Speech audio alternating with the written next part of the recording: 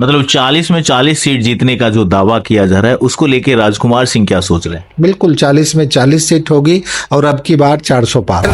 राजनीति की दशा आपकी नहीं है, दिशा नहीं है, और सिर्फ बोल के राजनीति किसी दूसरे के कंधे पे रख के बंदूक चलाने की बात करने वाले बहुत सारे लोग होते हैं। मैं इतना कहूंगा कि बेगूसराय क्या, ये पूरे राष्ट्र में जितने भी लोग हैं सब राष्ट्रभक्त हैं। चाहे बेगूसराय के वोटर्स देशद्रोही हैं, ये मैं नहीं कहा। दूसरे प्रत्याशी पे आरोप प्रत्यारोप करना ये ओछी राजनीति है। मैं इसका कभी पक्षधर नहीं रहा हूं।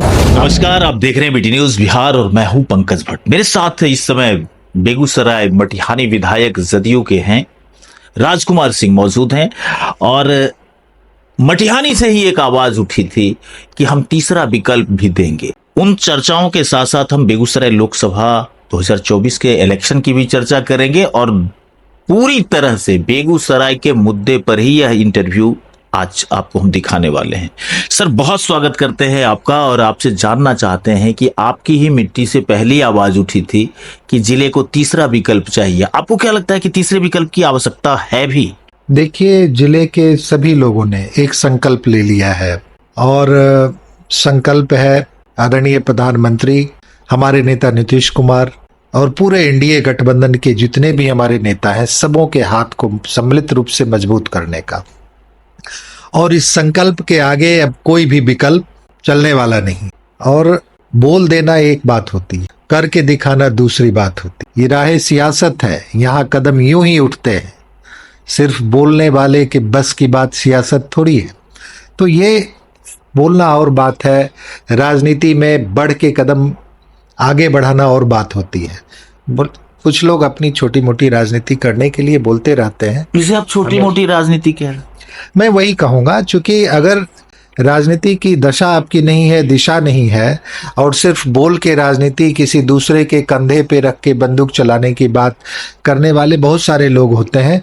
और मैं इस पे कोई टिप्पणी नहीं करना चाहता हूं। हम लोग एक संकल्प के साथ आगे बढ़ रहे हैं, एक लक्ष्य के साथ आगे बढ़ रहे हैं, और लक्ष्य है इस बार जो हमारे सांसद हैं आदरणीय गिरिराज जी को 6 लाख से अधिक मतों से उनको जिताने का लक्ष्य है।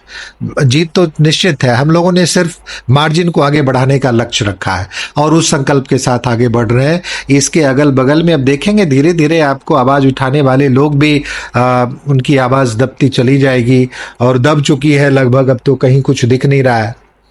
तो कैसे, लेकिन सर कैसे 7 विधानसभा में से 4 विधानसभा पर महागठबंधन का कब्जा है? पहली चीज बेगूसराय में।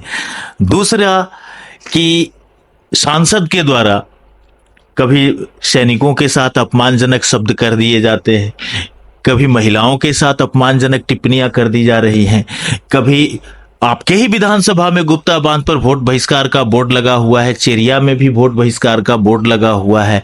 कैसे 6 लाख पार करेंगे? देखिए, जो लोग काम करते हैं उन्हीं की आलोचना भी होती है कि काम कम हुआ या अधिक हुआ। आप महिलाओं की बात करते हैं तो 2 तारीख को जब आदरणीय प्रधानमंत्री जी यहाँ पर आए और वहां पे आपने महिलाओं की संख्या देखी होगी, 80% महिलाओं ने उस कार्यक्रम में भागीदारी निभाई। तो महिलाओं का सम्मान सभी नेताओं ने किया है, एनडीए के सभी नेताओं ने। आदरणीय सांसद यदि महिलाओं के लिए अपमानजनक बात करते तो शायद उस सभा में उनके संसदीय क्षेत्र में महिलाओं की उपस्थिति इतनी नहीं होती।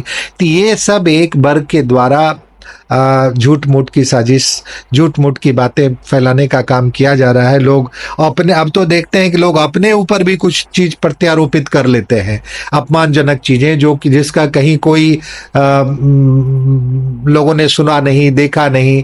कभी भविष्य में किसी प्रकार की कोई बात हुई होगी अतीत में, उसको लोग एकदम करंट करके वर्तमान करके बताते हैं। तो ये सब चीज राजनीति छोटी, इसी को मैं कहता हूँ ये छोटी और ये बड़ी ओछी राजनीति है। राजनीति आपकी होनी चाहिए कि आपका विजन क्या है आपके संसदीय क्षेत्र के लिए, आपने विकास के क्या मानदंड रखे हैं, आपने सामाजिक स्तर, लोगों के सामाजिक स्तर में उसको ऊंचा उठाने के लिए आपने क्या क्या लक्ष्य रखा है। सिर्फ व्यक्तिगत महत्वाकांक्षा को साधने के लिए दूसरे प्रत्याशी पे आरोप प्रत्यारोप करना ये ओछी राजनीति है। मैं इसका कभी पक्षधर नहीं रहा हूं। आपने देखा होगा कि हमने भी जब पहली बार में चुनाव लड़ा था तो हम लोगों ने सिर्फ अपनी बातों को रखा था, हमने किसी दूसरे की बात पे कभी कोई टिप्पणी नहीं की। तो इस तरीके की ही राजनीति होनी चाहिए। नहीं एक्चुअली, अच्छा, आप ये मानते हैं कि बेगूसराय में कुछ वोटर्स देशद्रोह से संबंधित हैं, देशद्रोही हैं बेगूसराय के वोटर्स? देखिए, ये मैं नहीं कहूंगा कि बेगूसराय के वोटर्स देशद्रोही हैं, ये मैं नहीं कहूंगा। ये पूरी तरह से लोकतांत्रिक प्रक्रिया है और बेगूसराय के वोटर्स को कल ही बोला है आपके उम्मीदवार के द्वारा, कल ही कहा गया है बलिया में कि मुझे देशद्रोहियों का वोट नहीं चाहिए। नहीं, मैं देखिए, ये किन्हीं का हर एक ओपिनियन से हर एक का, और आप भी वो कॉन्टेक्स्ट क्या होता है उससे आप उसको जोड़ के नहीं देखते हैं। आपने एक शब्द को लिया, पकड़ लिया, आपने सीधा कह दिया कि बेगूसराय के वोटर्स देशद्रोही हैं।